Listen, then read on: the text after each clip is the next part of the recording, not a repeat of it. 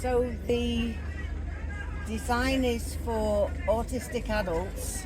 It's designed for autistic adults and it's designed by autistic adults. So I'm autistic myself. I've spoken to about 60 autistic people asking them what they'd like to see from a garden. So the first thing is the figure of 8 infinity loop, which is chosen as the symbol of autistic adults by most autistic adults. Prefer that to the puzzle piece.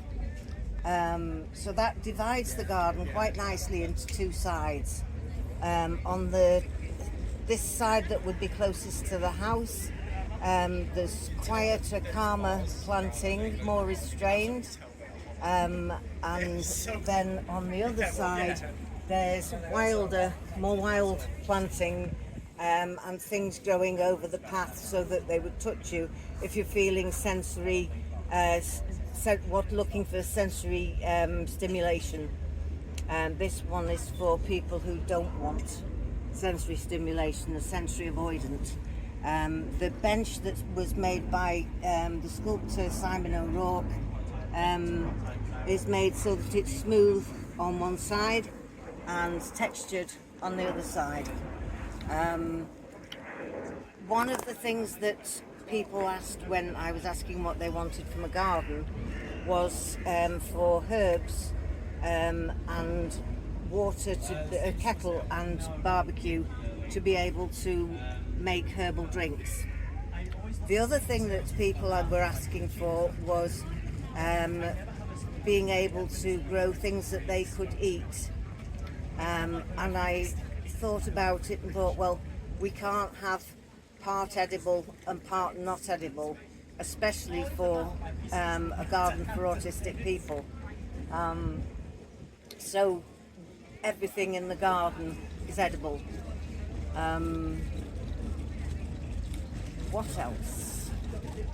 Yes, the pergola at the top is because there's a higher proportion of LGBTQA plus people community in the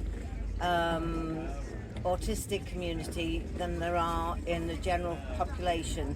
So that was our nod to that community, saying we see you, and because the garden is south facing, we get fabulous colours from the perspex across the whole of the garden during the day.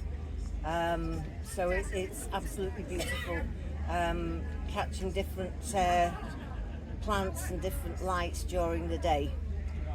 So I'll just tell you about a few of the plants that people have asked us about.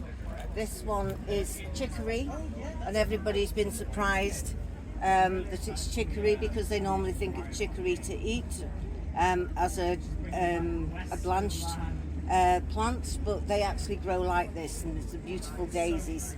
So that's been very interesting for people. Also dahlias, you see over here some in flower. We used to eat dahlia roots instead of potatoes before potatoes were brought in.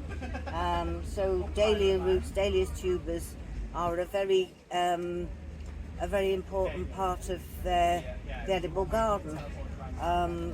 A lot of the planting, this is golden chard, which as well as looking beautiful, you can use the leaves like a spinach, and then you can eat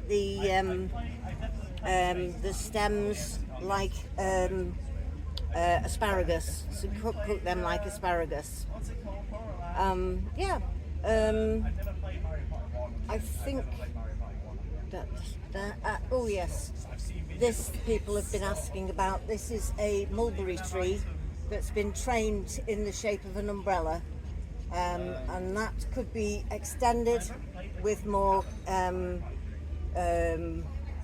structure, or it could be reduced depending on what you would want from the garden.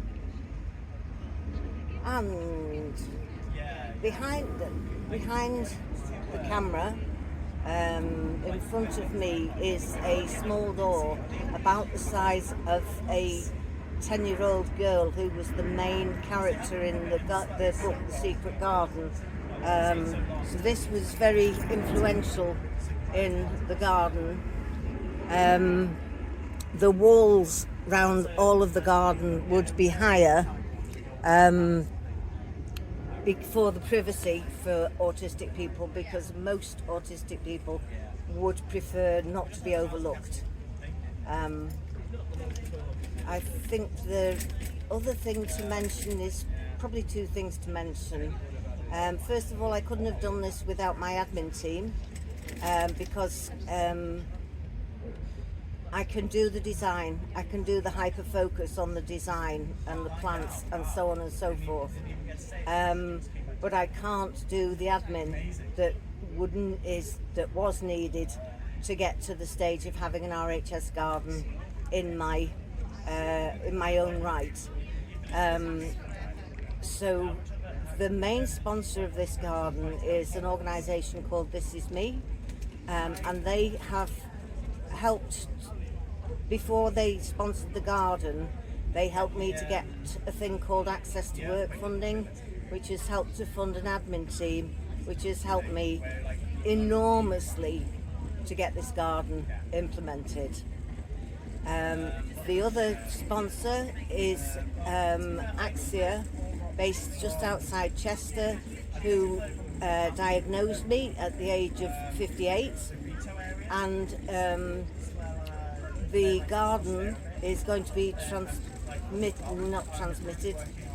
is going to be moved to their premises just outside Chester, which means that it will be able to be used